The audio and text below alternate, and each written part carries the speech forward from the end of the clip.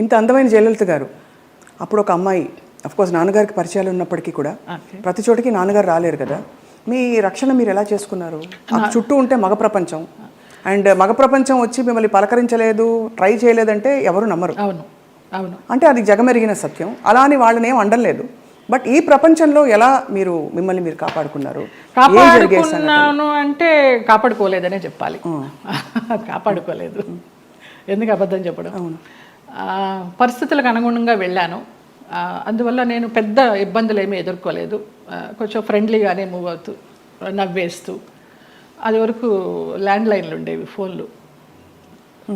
Land line తీసి పక్కన పెట్టేసేవాళ్ళం outdoor వెళ్తే. తలుపులు కొట్టేవారు. ఒక ఆర్టిస్ట్ అయితే నువ్వు తలుపు తీస్తావా లేకపోతే నేను ఇక్కడ ఊరేసుకొని చచ్చిపోనా అని అడిగాడు. పెద్ద ఆర్టిస్టా? పెద్ద ఆర్టిస్టే ఒక కాలంలో. అంటే ఎందుకు అడుగుతున్నానంటేనండి, మరి అది వాళ్ళు ఒక బంధం కోరుకున్నారా మీతో, లేక కేవలం బంధం లేదు, ఏం లేదు. బాగుండేదాన్ని, యంగ్లో ఉన్నాను, మంచి పర్సనాలిటీ, వ్యాంప్ క్యారెక్టర్లు వేస్తున్నాను, కూడా అదే అయి ఉండొచ్చు అనే ఒక అపోహ. ఎలా తప్పించుకున్నారు? కొన్ని తప్పించుకున్నాను, కొన్ని తప్పించుకోలేకపోయాను. తప్పలేదు.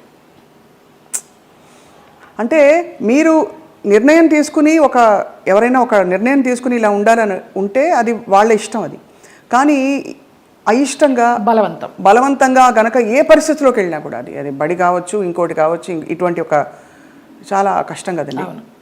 ఒకసారి అలాగే ఒక డైరెక్టర్ని రిజెక్ట్ చేశాను అనేసి అతను ఆ క్యారెక్టర్ కట్ చేసి పంపించేశారు. పర్లేదు అనుకున్నాను.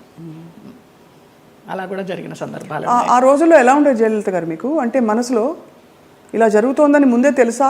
వాళ్ళు తలుపులు కొట్టేటప్పుడు భయం వేసేదా, లేకపోతే తెలుసు ఎలా తప్పించుకోవాలనే ఆలోచన తప్పించి ఆ భయాలు అవేమీ లేవు. తలుపులు బద్దలు కట్టలేరు. మన్నాడు ఏమన్నా అడిగినప్పుడు ఏదో దాటేస్తాం, ఏదో ఒక రీజన్ చెప్తాం. అవునా నిద్ర పట్టేసింది, ఫోన్ వినిపించలేదనో, తలుపు చప్పుడు వినిపించలేదనో, ఇలాగే మేనేజ్ చేసుకుంటూ కొన్ని తప్పించుకుంటూ, కొన్ని తప్పించుకోలేక, కొన్ని తప్పనిసరిగా. కష్టం, చాలా కష్టం. అయితే కష్టమని అనుకోలేదు. అంటే ఒకసారి పోయినా 100 సార్లు పోయినా పోయింది అంతే. ఇక మనకేమి అది ఫీలింగ్ ఉండదు. అంటే కరెక్టే లేండి మీరు అన్నట్టు. అంటే ఆ టైంకి మీరు ప్రాక్టికల్గా సమాధాన పడిపోయారు అంతే. దానికి అంతే, ఒకటే ఎయిమ్, నా వాళ్ళు బాగుండాలి. ఎలాగో వచ్చాను, నేను చెడిపోతే చెడిపోయాను, నా వాళ్ళు బాగుండాలి, అంతే. ఆ మంచి మనసుతోనే వచ్చాను కాబట్టి ఇప్పటికీ నన్ను భగవంతుడు ఈ రకంగా చూస్తున్నాడు. 40 years ఇండస్ట్రీలో అని ఒక నమ్మకం. ఇప్పుడు అందరూ బాగున్నారు. చాలా సున్నితమైన ఒక ప్రశ్న అండి, ఇది అడగచ్చు అడగకూడదు, కానీ ఈ సోకాల్డ్ ప్రముఖులు వాళ్ళు వీళ్ళు మిమ్మల్ని ఇలాగా ఇబ్బంది పెట్టి, సరే వాటెవర్ ట్రై చేసి అది బలవంతంగా మీరు తలొగ్గినప్పుడు గౌరవం ఉంటుందా, లేకపోతే కేవలం జస్ట్ వాళ్ళ వాళ్ళ వాళ్ళ ఇంకా పైశాచికత్వం? కానీ పైశాచికత్వం ఏమీ ఉండదు, గౌరవం ఉండదమ్మా. Just matter of fact, need అంతే. రెండు ఉండవు, అది మరీ పీక్ ఉండదు. కానీ అంటే ఎందుకు అడుగుతున్నానంటేనండి, ఆ టైంలో వాళ్ళ ప్రవర్తన కూడా ఒక గాయం చేస్తుంది కదా మనసులో. అట్లా నేను అబద్ధం చెప్పకూడదు, ఎవరు అలాగ ప్రవర్తించలేదు. పైశాచికము లేదు, ప్రేమ లేదు. ప్రేమ అసలు ఉండదు. ఒప్పుకొని వెళ్ళాము, అంతవరకు. వాళ్ళ నీడ్ అయిపోయింది, వచ్చాము. తర్వాత ఎలా ఉండేవారు వీళ్ళందరూ? బాగానే ఉండేది మామూలుగా. షార్ట్ అంటే షార్టే, అంతే అంతే.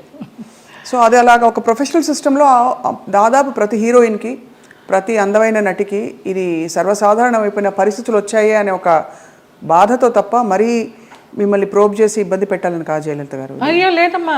ఎందుకు అది నామ్ అయిపోవాలి, ఎందుకు ఒక బెంచ్ మార్క్ అయిపోవాలి అని అంటే, మనం ఈరోజు అనేక కమిటీలు పెట్టడాలు, ఇండస్ట్రీ ఇతర వర్క్ ప్లేసెస్లో వేధింపుల కమిటీ ఉండాలని చెప్పి, అంటే వేధింపులని వ్యతిరేకించే కమిటీలు. బై గాడ్స్ గ్రేస్ మాకు అట్లాంటి వేధింపులు ఏం లేవు, కానీ తప్పలేదు.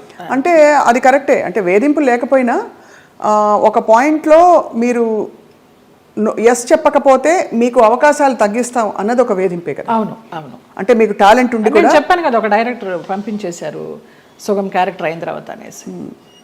ఆ పేరు నేను అడగను, ఎందుకంటే మిమ్మల్ని ఇబ్బంది పెట్టను. వారు గనక ఇంకా ఉండుంటే గనక ఇంకా ఇబ్బంది పెట్టను. లేరు, పోయినారా? ఓకే. మలయాళం డైరెక్టర్. ఓకే.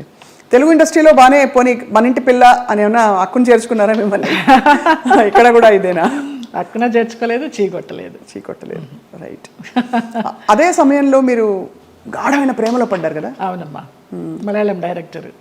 అది కూడా ఎలా పడాల్సి వచ్చిందంటే, నేను డేట్స్ ఇచ్చినప్పుడు నాన్న నాకు తెలియకుండా వేరే క్రాస్ బెల్ట్ మణి అని మన హీరోయిన్ మీనా వాళ్ళ మేనమామ, ఆయన కూడా ఒక కాలంలో ఒక ఈ సి గ్రేడ్ టైప్ ఆఫ్ మూవీస్కి మంచి పెట్టింది పేరు ఆయన. నేను చేసే సినిమాలు కూడా సి గ్రేడ్ సినిమాలే అప్పుడు, బీసీ గ్రేడ్. మీరు అంత ఓపెన్ గా సిగరెట్ సినిమాలు చేశానని చెప్తున్నారు కదా, అది ముచ్చటేసని చూసి ఎంత నిజాయితీగా చెప్తున్నారని చెప్పండి మ్యామ్. ఆ టైంలో నాన్న వాళ్ళకి ఇచ్చారు, నేను వీళ్ళకి ఇచ్చాను. అప్పుడు ఆ లొకేషన్కి వచ్చి ఆయన రౌడీయిజం చేయపోయినారు, క్రాస్ బెల్ట్ మని. అప్పుడు ఇతను, నేను భయపడి ఏడుస్తుంటే నన్ను ఒక రూమ్లో ఉంచి, నీకెందుకు, నేను ఉన్నాను కదా, నేను సమాధానం చెప్పి పంపిస్తాను, వాళ్ళు మాకు చుట్టాలి అన్నట్టుగా అలాగే పంపించేసరికి, అబ్బా నా లైఫ్ని సేవ్ చేసి అతను దొరికాడు అన్నట్టుగా బ్లైండ్గా పడిపోయినా ప్రేమలో. ఆ తర్వాత బ్రహ్మానందం గారి డైలాగ్ లాగా ప్రేమించింది తర్వాత ప్రేమించాల్సి వచ్చింది అన్నట్టుగా కొంచెం కొంచెం తెలుస్తుంది అతని గురించి 7 ఇయర్స్లో. అయినా కూడా ఏదో మొహమాటంలాగా కమిట్ అయిపోయినాం అన్నట్టుగా చేస్తూ వచ్చాను. అందరూ చెప్తూ వచ్చారు, పెద్ద జెన్యూన్ కాదు, చూసుకో అనేసి. ఇక లాస్ట్గా అతను కూడా బ్లడ్తో లెటర్స్ రాసేసి, ఒక మన ఇప్పుడు ఆ హాట్ డ్రింక్స్ అవి తాగుతారు కదా, మన విస్కీ తాగే ఒక బాటిల్ లాంటి దానిలో, అది విస్కీనో మరి బ్రాందీనో తెలియదు, అందులో పాయిజన్ పోసుకుని తాగుతాను, ఇంటి ముందరకు వచ్చేసి చచ్చిపోతానని అంటే, ఇంకా అందరికీ ఇంట్లో వాళ్ళకి ఇష్టం లేకుండానే బలవంతంగా నేనే నగలు కొనుక్కొని, నేనే పెళ్లి బట్టలు కొనుక్కొని, జయకృష్ణ గారు కొనిచ్చారు పెళ్లి బట్టలు. అలాగా కేరళ వెళ్ళిపోయి చూడటానికరమ్మ కొచ్చిన్లో, చాలా మహిమగల అమ్మవారు, అక్కడ మ్యారేజ్ చేసుకున్నాం. అప్పుడు ఇంట్లో వాళ్ళందరూ ఇంకా నామకే వస్తే వచ్చి అక్షంతలు వేసి భోంచేసేసి వెళ్ళిపోయారు. ఆయన కాపురానికి పంపించడానికి ఎవరు నాకు కూడా ఉండడం కానీ ఏమీ లేదు. నా అంతటి నేనే చేసుకుని, నా అంతటి నేనే వెళ్ళి, నా అంతటి నేనే వచ్చా బ్యాక్ టు పెవిలియన్.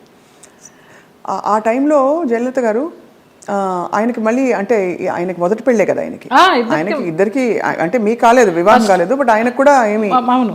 బట్ ఏ ఇబ్బందులు వచ్చాయి మీ ఇద్దరు మధ్య? డబ్బు, వాళ్ళకి అప్పులు ఎక్కువైపోయినాయి, చాలా విపరీతమైన లావిష్నెస్ వాళ్ళకి.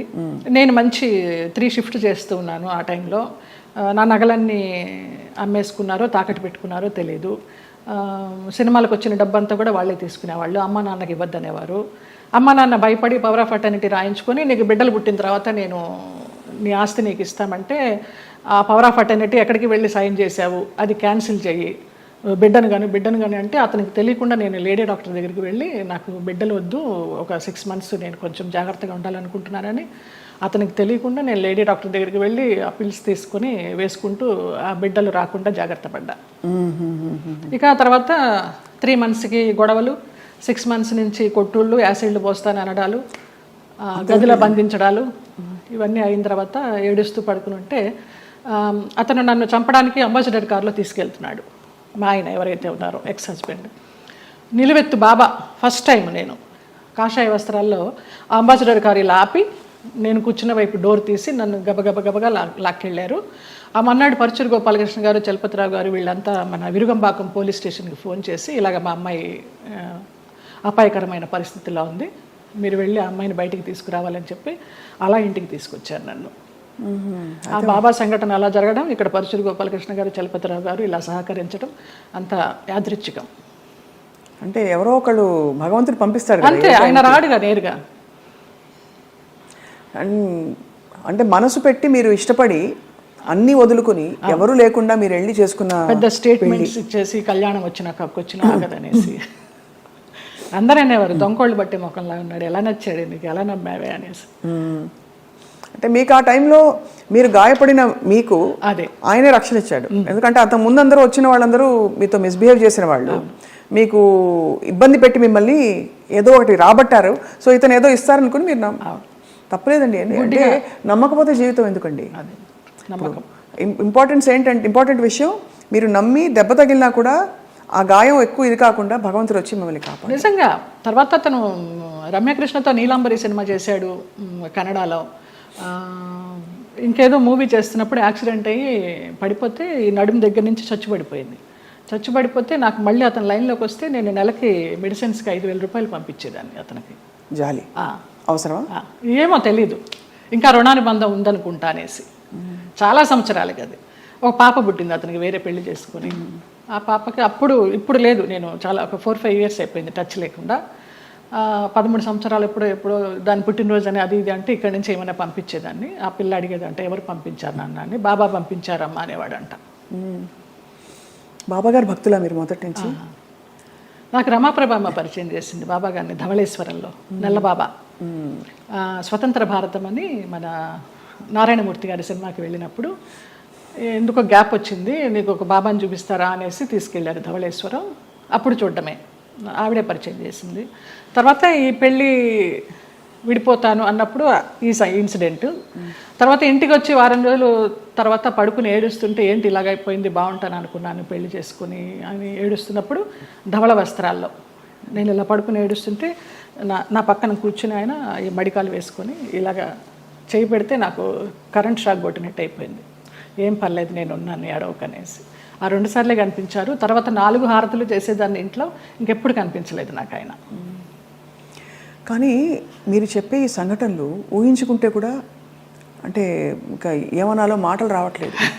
బాబాగారు వచ్చి పక్కన కూర్చుని ఆ అనుభూతి మీకు కలగడం, నేను చాలా ఫీల్ అయినా. మా స్పర్శ ఒక ఏంటో అంటారు కదా 1000 ఓట్ల కరెంట్ షాక్ కొట్టినట్టు అనేసి, అలా ఒక ఆరాలాగా వచ్చేసింది 2 సార్లు.